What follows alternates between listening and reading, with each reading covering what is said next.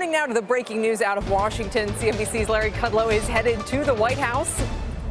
And let's get to Washington. Eamon Javers has the latest on that news that's unfolded in the last few hours. Eamon. Yeah, Wilf, I got off the phone with Larry Kudlow about half an hour ago, I would say. He walked me through exactly what happened here. He said the president made the call to him last night, Tuesday night. He was at Cipriani in Manhattan having dinner with some friends and said he stepped out onto Fifth Avenue to take the call from the president, had to actually duck into an Uber during the call. He said the Uber driver had never seen anything like it, a guy in the back of the seat chatting with the president of the United States on his way uptown. But Kudlow says that he accepted the job. He's honored to have it. He said he looks forward to working with the president of the United States.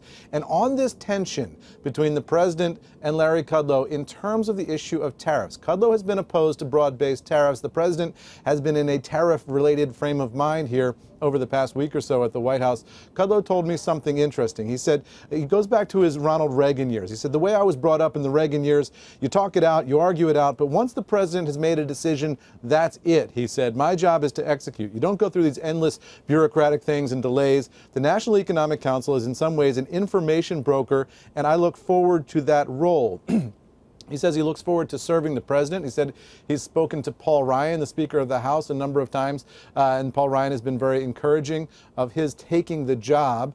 He also said he's very comfortable with the president and has known him for about 20 years, interviewed him on his CNBC program and elsewhere, and he said he is intimately familiar with the president's views and the president is intimately familiar with Larry Kudlow's views. Not saying that they're the same views, but each man, he said, knows the other's mind here, and the president ultimately will be the final decision maker, is what Kudlow is saying, guys.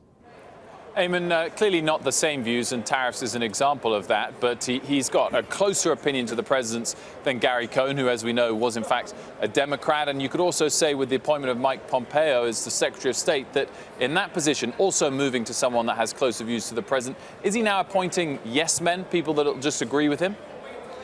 Well, that's a question that'll have to be borne out over time, right? I mean, what Kudlow says is that he will disagree with the president when he feels that it's important to do so, but ultimately the president makes the decisions around here. This is the White House, after all. And Kudlow says he will execute on decisions even if he doesn't agree with them as National Economic Council Director. That's how that relationship is going to go. That's how he's setting it up. He also raised the issue of immigration, which I thought was interesting because I don't necessarily think of it first and foremost as an economic issue, but Kudlow said that that's one of the things that he wants the National Economic Council to be focusing on. Kudlow said that he is exactly where the president is ideologically on immigration. He agrees with him entirely on the wall, on chain migration, as the president calls it, and also on the Dreamers and finding some way to have a solution for the Dreamers. Larry Kudlow saying that that's an economic issue and he wants the National Economic Council to be focused on it. Hey there, thanks for checking out CNBC on YouTube. Be sure to subscribe to stay up to date on all of the day's biggest stories. You can also click on any of the videos around me to watch the latest from CNBC. Thanks for watching.